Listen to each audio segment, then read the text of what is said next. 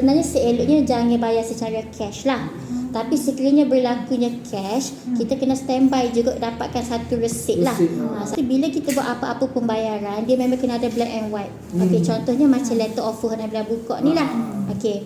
Satu, ada black and white. Lepas tu, kedua, bayar kepada siapa? Okey, sebenarnya sebelum pada kita conclude ke deal tu, kita kata okey, saya setuju nak beli, ni setuju nak jual. Bayar tu sebenarnya selagi tak settle benda hak tukar hak milik pergi sign borang 14A ke apa, kita tak boleh bayar direct kepada owner lagi. Sebab tu cara orang banyak dia bawa cash dulu, mari kita jumpa pejabat tanah lalu. Tapi setengah orang dia atas rasa percaya bayar dulu, sign tak ada apa lagi. Jadi kena beringat about tu dah. Lepas tu kedua, bila nak bayar, dia sebenarnya ada dua entiti sahaja yang boleh terima duit ni.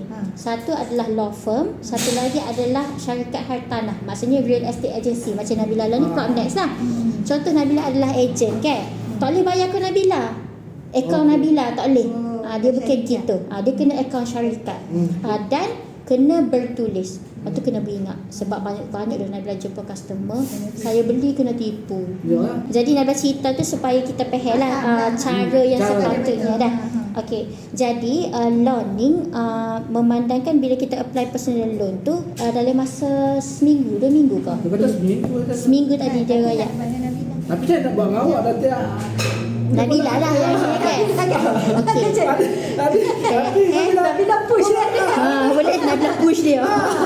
Sebab tu saya baca fikir-fikir awal, dia kata baik buatkan Nabila tu. Sama je apa mana-mana. Jadi kalau lulu tak lulu, Nabila boleh check dah dia. Betul. Bila dapat. Boleh. Kalau berayak tu muka, kalau tak ada sama je.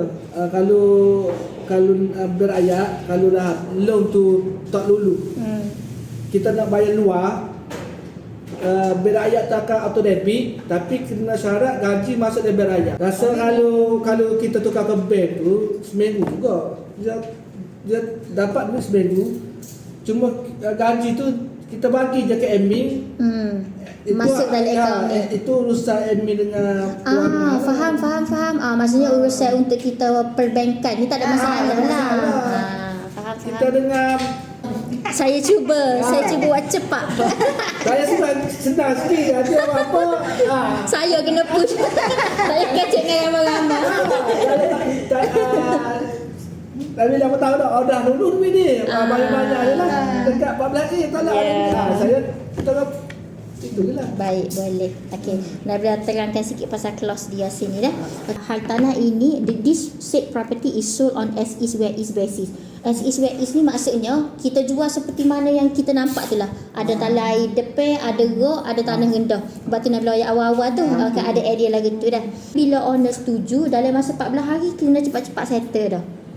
Maksudnya kami kena settle owner kena settle untuk terima, untuk kita pergi tukar kat pejabat tanah, benda-benda gitulah. Kena cepat. Tapi owner tahu dah macam ni kan. Owner tahu lah maksudnya term ni dia tahu kan. Betul, setiap term dalam ni dua-dua belah pihak akan tahu. Cuma hari ni saya explain kepada pembeli dululah. Dah. Lama-lama saya buat loan atau saya jual pula.